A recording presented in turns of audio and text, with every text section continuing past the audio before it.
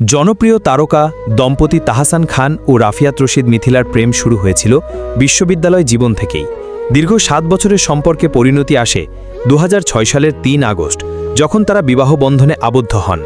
2013 সালে তাদের কোলজুড়ে আসে একমাত্র কন্যা সন্তান আইরা তাহারিম খান। তাদেরকে ভক্তরা চিনত আদর্শ দম্পতি হিসাবে, কিন্তু 2017 সালের মে মাসে সেই প্রেমময় গল্পের হঠাৎ পরিসমাপ্তি ঘটে, যা ভক্তদের করে তোলে হতবাক ও মর্মাহত।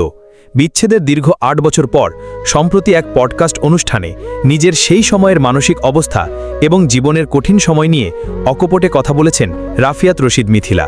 তিনি বলেন, আমি তখন অল্প বয়সী একজন তরুণী মা ছিলাম। ভালোমন্দ বিচার করার শক্তি আমার ছিল না। আমার একটি 1 বছরের শিশু ছিল, আর আমার মানসিক অবস্থা এমন ছিল না যে আমি জীবনের বড় কোনো সিদ্ধান্ত নিতে পারি। তিনি আরও জানান, বিচ্ছেদের আগেও তারা প্রায় 2 বছর আলাদা ছিলেন, কিন্তু তখনও তিনি আশায় ছিলেন সবকিছু হয়তো ঠিক হয়ে যাবে। আমি বিশ্বাসই করতে পারছিলাম না সম্পর্কটা ভেঙে যাচ্ছে। আশা ছিল হয়তো আবার একসঙ্গে হব। মিথিলা বলেন, জীবনের হঠাৎ বদলে যাওয়া পরিস্থিতি তাকে কষ্টের ভেতর দিয়ে অনেক কিছু শিখিয়েছে। 23 বছর বয়স থেকে আমি আমার জীবনকে একভাবে ভেবেছিলাম, হঠাৎ করে সব পাল্টে গেল। আমি শ্বশুরবাড়ির মানুষদের সঙ্গে থেকেছি, পরে বুঝলাম সেই জায়গাটা আমার ভবিষ্যৎ নয়। তিনি জানান, সে সময় চাকরি করলেও নিজের কোনো গাড়ি ছিল না, অথচ গাড়িতে চলাফেরা করা তার এবং মেয়ের অভ্যাসে পরিণত হয়েছিল।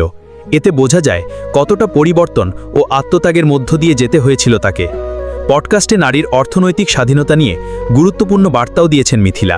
বলেন, মেয়েদের নিজের জায়গা থাকে না, শ্বশুরবাড়ি কিংবা বাবার বাড়ি এই দুয়ের মধ্যেই সীমাবদ্ধতা।